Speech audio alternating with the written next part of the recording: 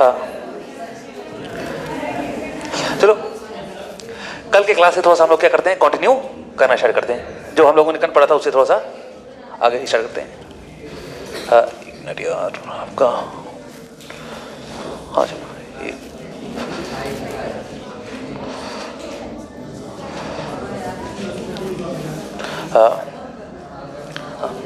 तो लास्ट में हम एक फाइनल एक रिजल्ट पे पहुंचे थे कि लेट सपोज करो कि अगर ये आपका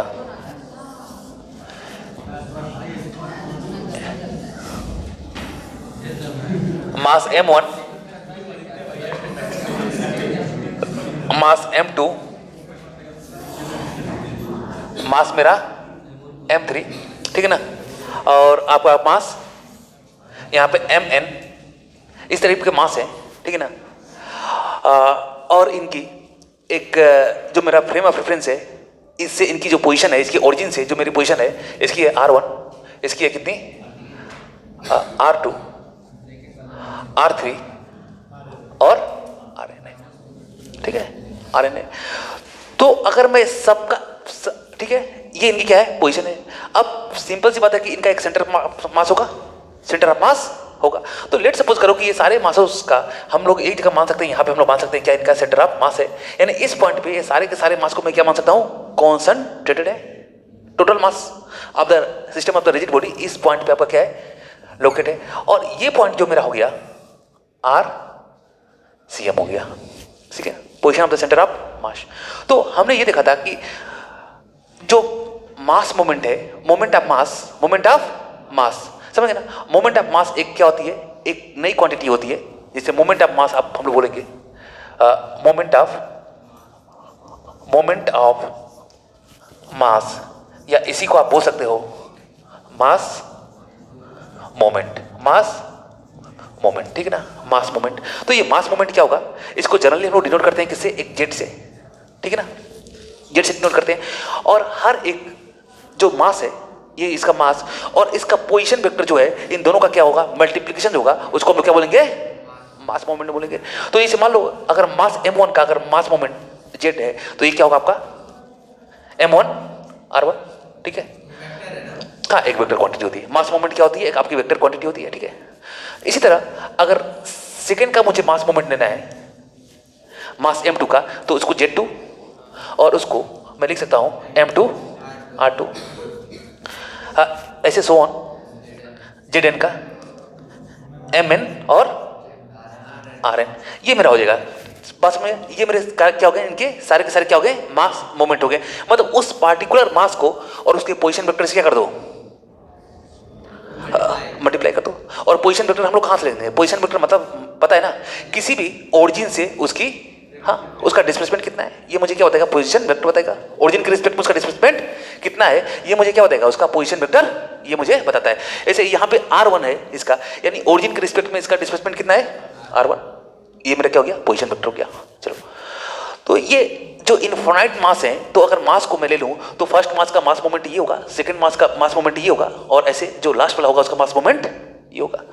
और अगर मैं बात करूँ मास moment of the centre of मास, ठीक है ना, मास moment of the centre of मास, तो ये होगा टोटल मास। टोटल मास को मैं कैपिटल M से डिनोट कर रहा हूं, ठीक है ना। ये आपका कैपिटल M जो है आपका, ये आपका है m1 plus m2 plus dash dash dash mn, ठीक है, mn plus m2 plus dash dash dash mn, पास हो गया, क्लियर। तो ये हो गया आपका पहला, दूसरा, तीसरा, चौथा, ठीक है, बस में। तो ये मास मोमेंट आपका क्या, सेंटर ऑफ मास, तो MRCM, ठीक है ना, MRCM होगा, ठीक है। और जब हमने फाइनली कर लिया था, तो हमने ये देखा था कि mass moment of the centre of mass, या moment of centre of mass, moment of centre of mass equal to the moment of आपका सेंटर ऑफ मास, मतलब MRCM इक्वल टू किसके बराबर, हाँ, sum of individual moment of the all the masses of the system of particle, ठीक है ना। जितने system of particle में जितने भी मासेस होंगे सबका क्या मोमेंट ले लो, इंडिविजुअल मोमेंट सबका ले लो। तो इंडिविजुअल मोमेंट क्या, एक मिनट थोड़ा सा इसको थोड़ा सा जनरल फॉर्म में लिखता हूं, थोड़ा सा देखो। Z C M mass moment of centre of mass equal to क्या, Z1 प्लस Z2 और plus dash dash dash dash Z। Clear, याद देगा। यानी यहां से मैं लिख सकता हूं M R C M equal to M1 R1 plus M2 R2 plus dash dash dash MN RN। Clear, I think कोई डाउट नहीं होना चाहिए। ठीक है, कल हमने यही रिजल्ट लास्ट में लिखवाया था, यही रिजल्ट लिखवाया था ना, the moment about the centre of the mass is equal to the summation of the individual masses of the system of particles. ठीक है, तो ये मेरा आपका एक फाइनल रिजल्ट है। ठीक है, और यही रिजल्ट आपको क्या करता है, और यहां से अगर मैंने निकाला, यहां से अगर मुझे निकालना है तो RCM सेंटर ऑफ मास की जो पोजीशन होगी M1 R1 plus M2 R2 plus dash dash dash MN RN upon M मतलब क्या, टोटल मास। ये मतलब M का मतलब है क्या, ये आपका M क्या हो गया, M1 plus M2 plus M3 plus dash dash dash MN। बस समझ रहे ना, तो ये होगा इसका सेंस, समझ गए ना। लेकिन यहां पे दोनों मत लिखना, बस एक ही को लिखो, बस समझ रहे ना। तो ये हो गया, यानी सेंटर ऑफ मास से जब तुमको क्वेश्चन सॉल्व करने रहेंगे, ठीक है ना, जब कभी भी क्वेश्चन सॉल्व करने रहेंगे तो हम लोग इसी का कॉन्सेप्ट हम लोग यूज करेंगे। ठीक है, अब चलो थोड़ा सा हम लोग एक क्वेश्चन देखते हैं यहां से। ठीक है, यहां से हम लोग एक क्वेश्चन को देखते हैं, थोड़ा सा पिकअप करते हैं।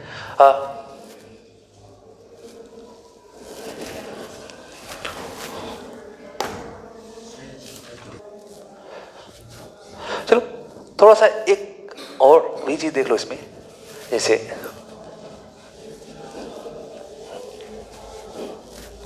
देखो जो आपका लोकेशन आप जो पोजीशन ऑफ जो सेंटर ऑफ मास निकला है, position vector of the centre of mass जो मुझे निकला है RCM equal to M1 R1 plus M2 R2 plus dash dash dash MN RN, और यहां पे आपका क्या निकला है M1 plus M2 plus MN, ये मेरा निकला हुआ है बस। अच्छा, लेकिन एक चीज बताओ, जब कभी भी आप सॉल्व करने जाओगे, हाँ, जब कभी भी आप सॉल्व करने जाओगे क्वेश्चन, तो वहां पे आपको R तो दिखाई देगा नहीं, आपको जानते हो क्या दिखाई देगा, XYZ, मतलब X कोऑर्डिनेट में position of the centre of मास क्या होगा, Y में क्या होगा और Z में क्या होगा। लेकिन जो हम लोग टर्म देते हैं, यहाँ पे जो मैंने लिखा है, इसको किसी टर्म में लिखा है मैंने, R के टर्म में। तो देखो ये क्या है, ये आपका एक, अगर मैं इंग्लिश के टर्म से बात करूं तो ये आपका है एक कॉमन नाउन। क्या है, कॉमन नाउन। कॉमन नाउन क्या होता है कि जैसे, और ठीक है ना, ये क्या है, एक कॉमन नाउन। ठीक है, जैसे अगर मैं जनरली से बात करूं, जैसे एक छोटा सा एग्जांपल सुनो, मैं ये बोल रहा हूं कि अशोक जो थे वो काफी अमीर थे, जो सम्राट अशोक थे काफी अमीर थे, महाराणा प्रताप थे काफी अमीर थे, अकबर काफी अमीर थे, समझ गए ना। ऐसे मतलब मैं कई लोगों का नाम लेते जा रहा हूं, और ऐसे मैं बोल रहा हूं चंद्रगुप्त क्या थे, काफी अमीर थे, काफी रिचेस्ट थे। तो मैं किसका नाम ले रहा हूं मालूम है, किसका नाम ले रहा हूं, मैं एक पर्सनल नाम ले रहा हूं, मतलब हर एक पर्सनल आदमी को क्या कर रहा हूं, इंडिकेट कर रहा हूं। लेकिन हर एक पर्सनल में जानते हो क्या चीज कॉमन है, हर वो जो पर्सनल इंसान है सारे के सारे क्या थे, किंग थे, राजा थे। तो मैं सबका इंडिविजुअल नाम लेने के बजाय मैं ये तो बोल सकता हूं ना कि जो राजा होते हैं वो काफी अमीर थे, काम खत्म। सबका इंडिविजुअल नाम लेने का कोई मतलब नहीं है, बस समझना। तो सेम एज इट इज, इसी तरह ये क्या है, देखो आप X के लिए, Y के लिए और Z के लिए हम तीनों का नाम नहीं रखेंगे, समझ गए ना। अशोक हो गए, चंद्रगुप्त हो गए, चाहे अकबर हो गए, हम सबका नाम नहीं रखेंगे। हम लोग क्या रखेंगे, हम लोग सिर्फ, ये क्या है, एक कॉमन है, ये सबको इंडिकेट कर देगा। ये क्या कर देगा, आपको सबको इंडिकेट कर देगा। ये आपका कॉमन नाउन के टर्म में हमने कर दिया है। अब देखो अगर इंडिविजुअली आपको बनाना है, इंडिविजुअली बनाना है, तो जैसे मान लो जब आप यहां पे करोगे तो R का मतलब होता है, R1 ये क्या पता, X1 Y1 और Z1 को इंडिकेट करता है, ठीक है ना। ये तीनों को इंडिकेट करता है। R1 मतलब इसका अगर कोई मास है मेरा 3 डायमेंशन में, तो उसकी X से पोजीशन क्या होगी, Y से पोजीशन क्या होगी और Z से पोजीशन क्या होगी। ये तीनों के लिए जनरल टर्म है, ठीक है। और यानी ये तीनों के लिए क्या है, एक जनरल टर्म है। यानी अगर कोई भी बॉडी स्पेस में है, तो अगर स्पेस में है तो ये R वाले से काम नहीं चलेगा, मुझे उसका XYZ बताना पड़ेगा, XYZ बताना पड़ेगा। ये तो कॉमन हो गया, राजा हो गया। अब राजा में भी मैं सबका नाम लेना शुरू कर दूंगा, सबका नाम लेना मैंने शुरू कर दिया। लेट सपोज करके मैंने अकबर का नाम लेना शुरू कर दिया। अकबर को मान लो तुम क्या, X, तो X CM, X CM, M1 X1 plus M2 X2 plus MN XN और divide by M1 plus M2 plus M3 प्लस डेस MN, ठीक है। मैंने अशोक का नाम लेना शुरू कर दिया, इनको मान लो Y मान लो, ठीक है ना, YCN। ये कॉमन हो गया, बात समझ गए ना। तो M1 Y1 M2 Y2 MN Y1 और यहां पे क्या हो गया आपका M1 प्लस M2 प्लस डेस M, ठीक है। फिर इसी तरह महाराणा प्रताप का नाम हो गया, ठीक है, सबका नाम हो गया, सबके लिए अलग हो गया और एक मतलब सबके लिए जनरल हो गया, ठीक है। तो M1 Z1 plus M2 Z2 plus M3 हाँ MN ZN और नीचे में क्या M1 plus M2 plus dash MN, ये हो जाएगा आपका इंडिविजुअल कोऑर्डिनेट के लिए निकाल लोगे, ठीक है। थोड़ा इसी को हम लोग देखते हैं। अब मैथमेटिक्स में हम लोग इतना लंबा टर्म थोड़ी नहीं लिखेंगे।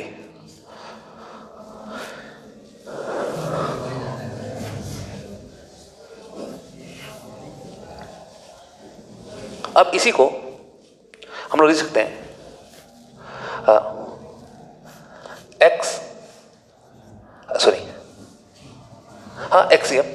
XCM देखो M1 R1 M2 R2, तो इसके समेशन के फॉर्म में लिख दो। I इक्वल टू 1 से I इक्वल टू क्या N तक, और यहां पे क्या MI और RI, और डिवाइड में क्या I इक्वल टू 1 से I इक्वल टू N तक, सॉरी MI, एक मिनट थोड़ा सा, अगर इसी को इतने लंबे टर्म में रखेंगे, पहले मैं जनरल वाला लिखूंगा, समझ गए ना, जनरल लिखूंगा जो सबके लिए क्या होगा, हाँ एक इंडिविजुअल के लिए भी इसी समय निकालेंगे। तो जनरल में लिख लूं तो R CM जो होगा, तो इसको अब देखो M1 R1 M2 R2 मुझे पता है कि क्या है, इसमें 1 के बाद 2 हो जा रहा है, 2 के बाद क्या हो जा रहा है 3 हो जा रहा है, M1 करके इंक्रीज कर रहा है ना, और R भी क्या कर रहा है 1 करके इंक्रीज कर रहा है। तो यहां पे मैं लिख सकता हूं समेशन फॉर्म में I इक्वल टू 1 से I इक्वल टू N पे M1 और MI और RI और divided by I equal to 1 से I इक्वल टू N तक क्या MI हो जाएगा। एक जनरल फॉर्म में हो गया आपका, इतना लंबा चौड़ा आपको लिखने की जरूरत नहीं है। ये और ये दोनों सेम, दोनों का सेंस क्या है, सेम है, ठीक है। Same as it is XCM को मैं लिख सकता हूं आपका I इक्वल टू 1 से लेकर I इक्वल टू N तक MI XI, ठीक है ना, MI XI और क्या, और नीचे भी कर दो MI, ठीक है। बढ़ाते जाओगे समझ, चलो, और YCM को मैं लिख सकता हूं, सबके लिए लगा दिया ये, ठीक है ना। I इक्वल टू 1 से I इक्वल टू N तक MI YI और MI, I को 1 2 3 करके बढ़ाते जाओ और आपका ZCM हो जाएगा मेरा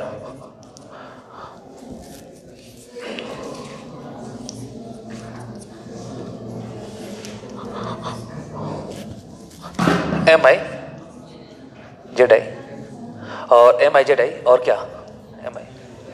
तो ये मेरा तीनों का क्या हो गया, फॉर्म में हो गया। समझ गए? एक समेशन फॉर्म में हम लोग इसको क्या कर सकते हैं, हम लोग राइट डाउन करते हैं। तो ये आपका जनरल होना चाहिए और जनरल के बाद कुछ पैनिक होने की जरूरत नहीं है, मतलब यही वाला ये तीनों एक ही है, ठीक है ना। अब इस देखो, अगर ये वाला लिखा रहता, अगर मैं फार्मूला इसके टर्म में डिफाइन किया रहता तो फिर मुझे इसके टर्म में भी डिफाइन करना पड़ता और इसके टर्म में भी डिफाइन करना पड़ता। लेकिन अगर मैंने जनरल के टर्म में डिफाइन कर दिया तो इसको डिफाइन कर दिया, तो आर की जगह पे क्या कर दो, एक बार राजा की जगह पे क्या रख दो, हाँ एक बार अशोक को रख दो, एक बार अकबर को रख दो, किसी को भी रखते जाओ, समझना। तो आर की जगह पे एक्स चाहिए तो एक्स को रख दो, वाई की जगह पे वाई, समझना। तो इस तरह एक जनरल फॉर्म में मैंने डिफाइन किया तो सबके लिए क्या हो गया, ये डिफाइन हो गया आपका, एक्स के लिए, वाई के लिए और जेड के लिए। क्लियर है? चलो ठीक है, चलो इसमें इधर पर थोड़ा सा मिटा दूं क्या, इस ये साइड चलेगा ना, चलो ठीक है। अब थोड़ा सा देख लो एक चीज,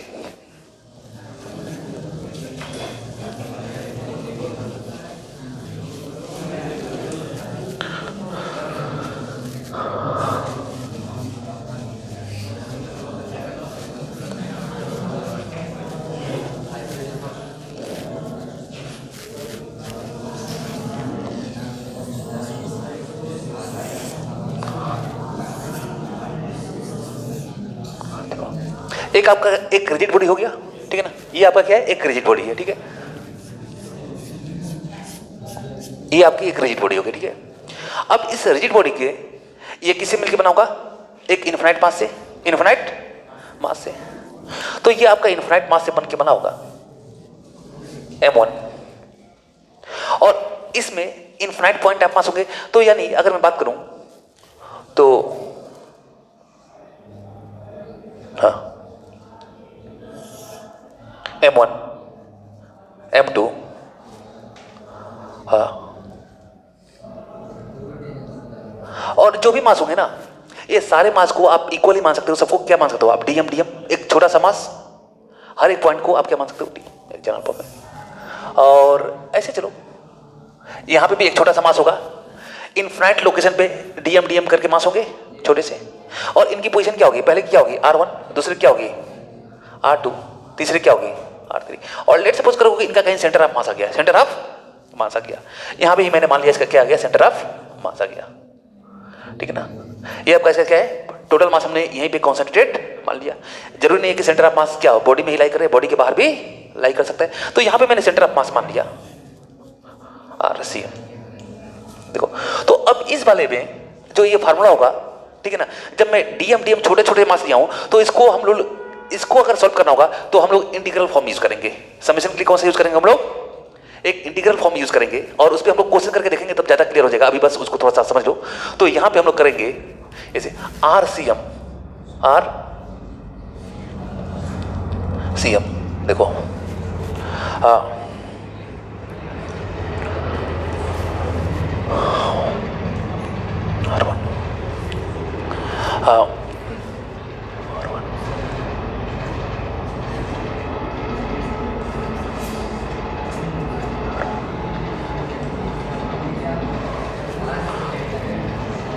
R1 RI DM, समझ गए ना। RI मतलब ये भी डीएम मास है, ये भी डीएम मास है, छोटा मास, सबका मास क्या है सेम। तो सबको तो मैंने डीएम मान लिया, सबको RI DM, और अपॉन नीचे में क्या, नीचे में टोटल मास, नीचे में क्या होगा, टोटल मास होगा ना। तो ये आपका इंटीग्रेशन ऑफ डीएम। तो जब RCM हम करेंगे तो ये आपका आ जाएगा RI DM और अपॉन ये पूरा, इसको कर दूंगा तो क्या M आ जाएगा, ठीक है। तो इसको अब जनरल फॉर्म में हम तो थोड़ा सा लिख सकते हैं। तो यहाँ पे आप ऐसे कर सकते हो, नीचे ना लिख के, ठीक है ना, इसके नीचे ना लिख के इसको 1/m, ठीक है ना, 1/m लिख सकते हो, 1/m RM DM, ठीक है। अब वहाँ पे हम लोग देखेंगे लिमिट हमको क्या लगानी है, वहाँ पे लगा लेंगे क्वेश्चन के अकॉर्डिंग, ठीक है ना, जो भी क्वेश्चन मिलेगा। तो यानी यहाँ पे चलो, यानी अब XCM की अगर मैं बात करूँ, XCM की बात करूँ तो 1/m, हाँ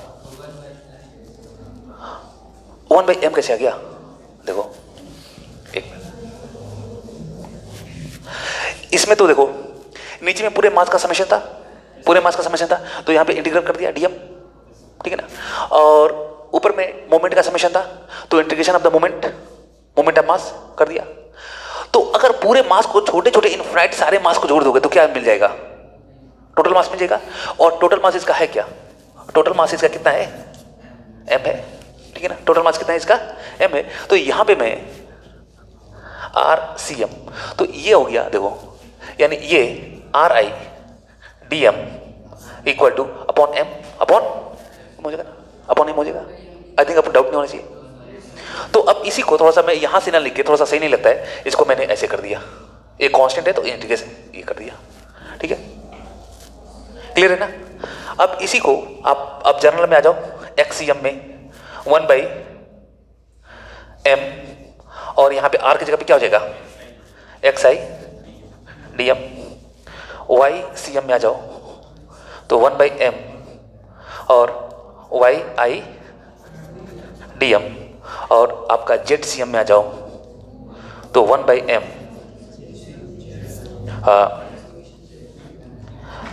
ZI अपॉन DM, ठीक है, क्लियर। चलो